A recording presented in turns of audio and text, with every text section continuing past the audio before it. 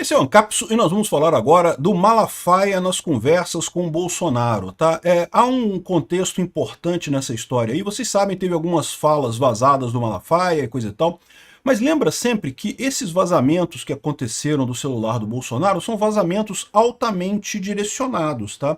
Por quê? Porque tem muito mais coisa lá nas mensagens do Bolsonaro. O Bolsonaro falava, como qualquer um de nós, fala um monte de coisa com um monte de gente. Então, por que vazaram justamente o ponto do Malafaia e não sei o que lá, né? Por que botaram o Malafaia no inquérito, né? E esse tipo de coisa? Exatamente porque o Malafaia está organizando essas manifestações e essas manifestações estão machucando o Alexandre de Moraes, estão machucando a esquerda no Brasil. De novo, o fato de ele ter feito isso só vai fazer com que a manifestação no dia 7 de outubro, 7 de setembro, seja ainda maior, né? Eu vou estar aqui em Copacabana de novo, mesma coisa, posto 5, 11 horas da manhã, quem quiser me encontrar lá, vou estar no dia 7 de setembro lá. Eu chego um pouquinho mais tarde, chego 11 horas para ter que gravar os vídeos da manhã, mas eu chego 11 horas na manifestação e fico ali um pouquinho com o pessoal, depois vou para a manifestação. Então, a manifestação vai ser muito grande no dia 7 de setembro, sem dúvida alguma, né? E aí, é por isso que tem essa perseguição ao Malafaia. Mas tem um subtexto nessa história ainda maior, que é o seguinte. A esquerda, ela vive criando, existe uma narrativa do porquê que a esquerda está perdendo poder entre a elite da esquerda brasileira, né? Então, essa narrativa, durante muito tempo, foi a questão do disparo em massa de WhatsApp. Vocês lembram disso? Que lá em 2018, a Patrícia Campos Mello fez essa reportagem e até o final do governo Bolsonaro, o Alexandre de Moraes ainda falava que negócio de disparo em massa de mensagens, que absurdo, não encontraram nada, não teve um traço de disparo em massa de mensagens. No entanto, culparam isso, né? Culparam essas mensagens em massa pela vitória do Bolsonaro. A esquerda, tentando descobrir por que está perdendo apoio popular, fica recorrendo a essas teorias, né? E depois veio o caso das fake news, não, porque são as fake news, que é o pessoal falando mentira na internet que causa a esquerda de perder poder. De novo, cria-se essa narrativa na esquerda porque eles não conseguem encarar o motivo óbvio, né? O fato de que as pautas da esquerda estão ultrapassadas, são pautas do século retrasado. Então simplesmente não se aplicam mais ao mundo atual, né? Então, mas aquele negócio, é muito complicado você aceitar uma autocrítica desse tamanho, você fica, a dissonância cognitiva é grande, você quer encontrar um culpado para isso. E o ponto que eu quero trazer para vocês aqui é que você lembra que teve um filme recente agora da Petra Costa falando sobre apocalipse nos trópicos e coisa e tal, que fala justamente, bota os evangélicos como culpados do aumento da direita no Brasil, né? Então, olha só, eu tô dando um aviso, presta atenção nisso daí.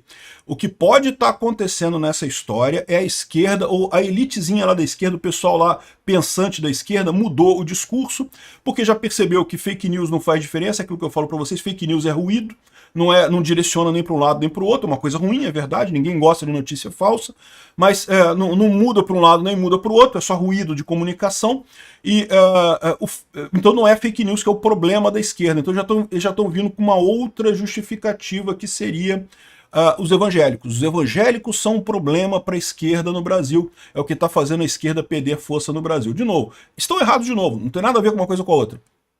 Mas é a narrativa que eles estão falando por si só. E isso, o Alexandre de Moraes, vocês sabem, ouve muito essa narrativa. Ele está lá dentro desse círculozinho da elite aristocrática socialista brasileira, ele está ali na bolhazinha dele ouvindo isso. Então, cuidado. Podemos ver acontecer daqui para frente uma briga muito grande entre o STF e as empresas, as igrejas evangélicas, com tudo que isso pode levar, tá? E eu acho que o STF perde essa, eu acho que perde feio, mas vai ser uma briga, e eu tenho medo disso, eu acho que pode ser muito problemático esse tipo de coisa. Lembra o que aconteceu lá na Nicarágua? Lá foi com a Igreja Católica, mas veja, porque é sempre a mesma coisa. O governo é impopular, o governo perde apoio, acha que tem um culpado para ele estar perdendo apoio. Lá no caso a Nicarágua descobriu que elegeu a Igreja Católica como culpada, né? Essa notícia foi sugerida por Casar-me-ei com a filha bonita do Peter, o Vingador da Careca Luminosa e várias outras pessoas. Obrigado aí ao pessoal que sugeriu notícias lá no nosso site, no visãolibertaria.com, e obrigado a você que está assistindo o nosso vídeo. Se você gosta do nosso conteúdo, por favor, deixe o seu like e se inscreva aqui no canal, né? Pois bem, então como eu falei para vocês, acabou que eu fiz um resumo tão grande que o meu resumo já deu quase todo o assunto que eu ia falar aqui, né? Mas às vezes acontece. Claramente o Alexandre de Moraes está perseguindo o Silas Malafaia. Isso é evidente. De novo, porque, veja, tem inúmeros áudios de inúmeras pessoas no celular do Bolsonaro, evidentemente. Por que, que o Alexandre de Moraes soltou o áudio do Malafaia? E mais do que isso, o áudio do Malafaia não tem nada demais. O que tem ali de errado naquele? Ele dando um pito no Eduardo Bolsonaro, não sei o que lá. Como eu falei, ao contrário, né, até reforça o fato de que não havia uma grande organização para convencer o governo americano a aplicar tarifas no Brasil, aplicar punições no Brasil. Não teve isso, né? Até porque as pessoas estão brigando, que negócio é esse, né? Não tem lógica isso daí, né? Então, não tem nada nesse áudio. O motivo do áudio foi justamente colocar o Malafaia no inquérito, ameaçar o Malafaia. Lembra, o modus operandi de toda a ditadura no mundo. Foi da ditadura militar brasileira também. Como é que funcionava a tortura a estudantes e a jornalistas lá na época da ditadura militar brasileira? A mesma coisa, botavam no inquérito e aí começavam a usar medidas cautelares para punir as pessoas. Medida cautelar, por exemplo, proibiu o Silas Malafaia de sair do Brasil, proibiu dele de falar com o Bolsonaro, proibiu um monte de coisa para não ter, né? Ou seja, começa essas medidas cautelares que, em tese, deveriam ser uma medida extrema apenas para caso estivesse impedindo algum processo, alguma coisa, não, começam a ser usadas como mera punição às pessoas, né? E não seria estranho imaginar que daqui a pouco vai ter mais coisa. Eles agora pegaram o celular do Malafaia, vão tentar achar um monte de podre do Malafaia para atacar a igreja evangélica. Pode ter certeza que vão tentar fazer isso. E daí, esse é o ponto dessa história. O vazamento do áudio do Malafaia indica uma nova estratégia da esquerda. Eles já perceberam que não teve disparo em massa, não fez diferença disparo em massa.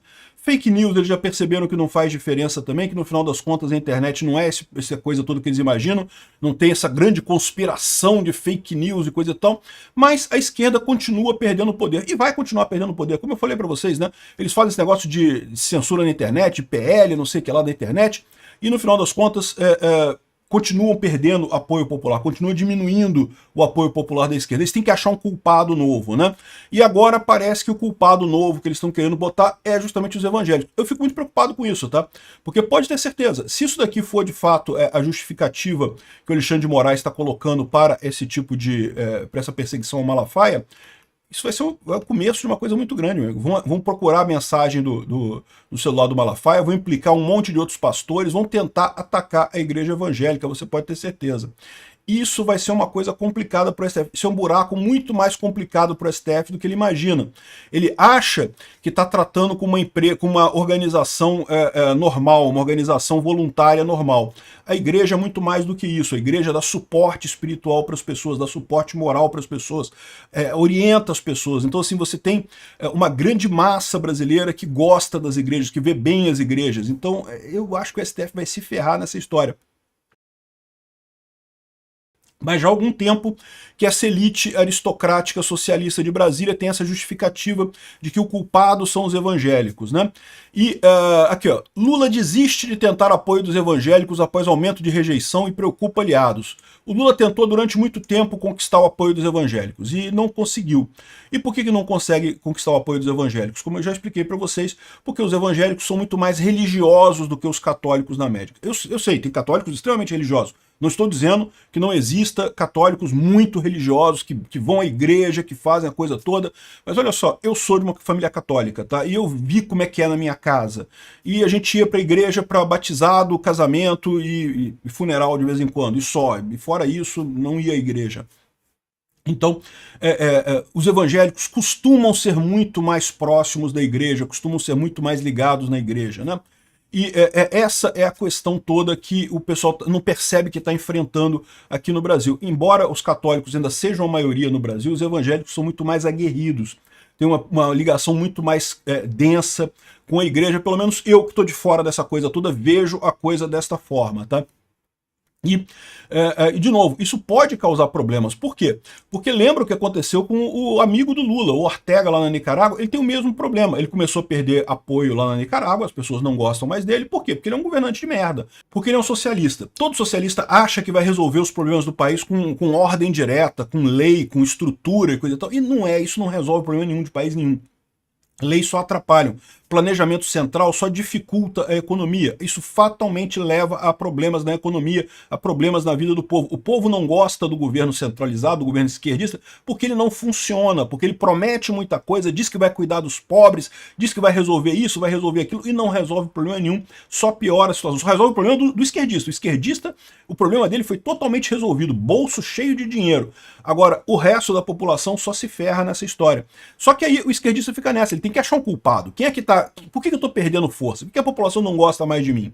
E aí fica buscando esse tipo de coisa. Lá na Nicarágua, como a população evangélica lá não é significativa, mas a católica eles colocaram a Igreja Católica como culpado dessa história. Não porque nas rádios comunitárias das igrejas católicas e coisa e tal, ou seja, essa coisa toda, tanto a católica quanto esse folhetim aqui da Petra Costa culpando os evangélicos por isso daqui, pela derrota da esquerda, são a esquerda tentando achar um culpado para ela estar perdendo popularidade. Quando o culpado é a própria esquerda, são as ideias atrasadas da esquerda que causam essa perda de popularidade.